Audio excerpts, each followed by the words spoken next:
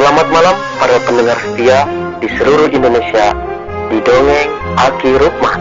Selamat mendengarkan dan tetap merdeka. Assalamualaikum warahmatullahi wabarakatuh. Bismillahirrahmanirrahim.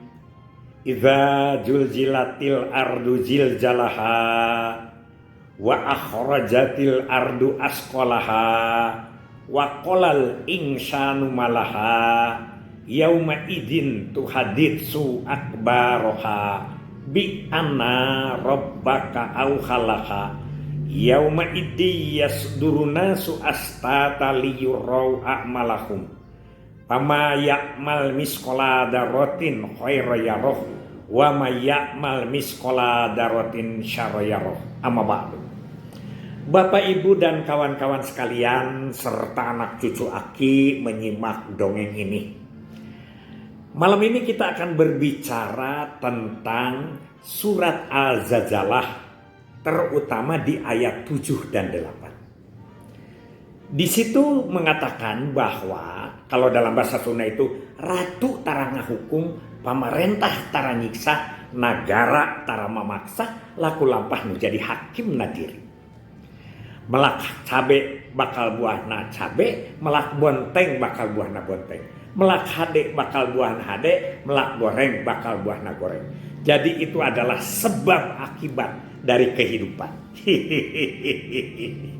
Aki akan membawa budaya Sunda yang ada disebut silip, sinir, siloka, sasmita, dan simbol. Nah, ini simbolnya adalah pagelaran wayang golek yang dibawa dari luar dan sudah disempurnakan oleh para wali songo dalam memberikan ajaran-ajaran Islam. Alhamdulillah.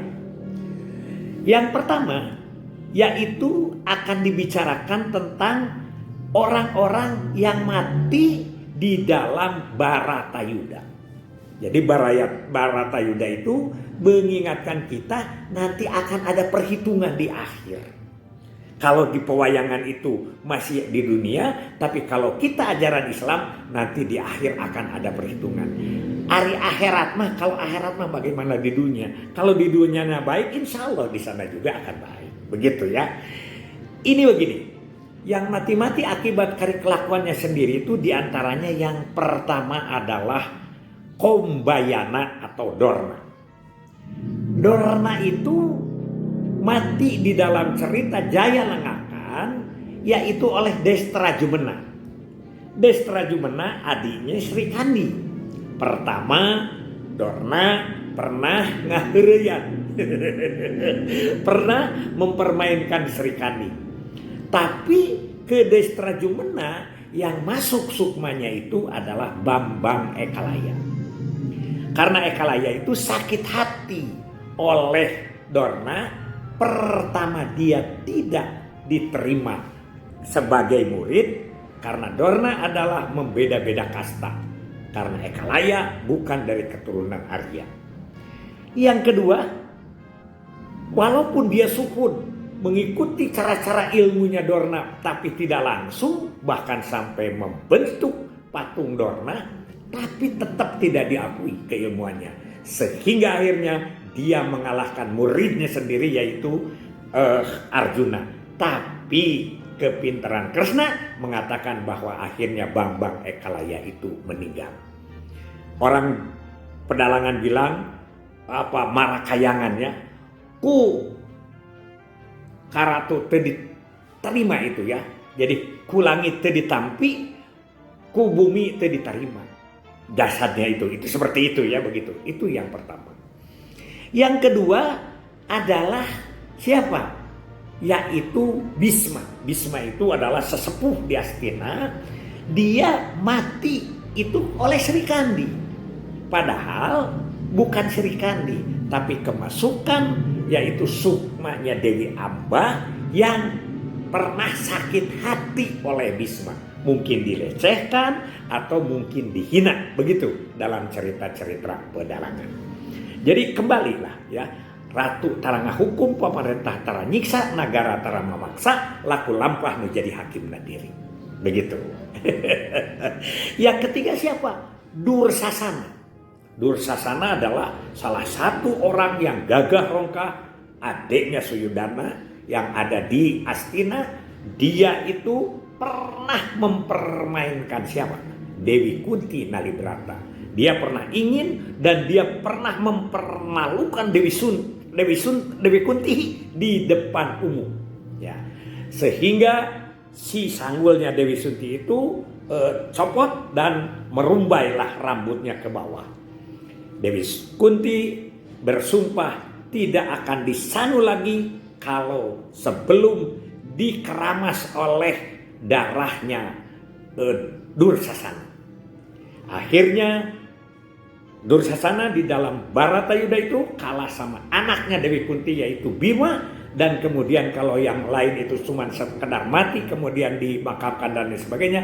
Tapi Dursasana diacak-acak sehingga darahnya itu keluar semua dari jasadnya dan dipakai keramas oleh Dewi Kunti Nalibrata. Itu adalah akibat dari perbuatannya sendiri. Dan yang keempat adalah Sangkuni. Sangkuni itu sudah sakit hati dari awal. Kenapa? Pertama dia ingin ke Dewi Kunti ya karena ikut kalah oleh Narasoma. Adiknya diberikan yaitu Dewi Anggraini itu ya, Dewi Durgandini itu diberikan dan tidak dikawin juga oleh Pandu, tapi malah diberikan ke Destarata.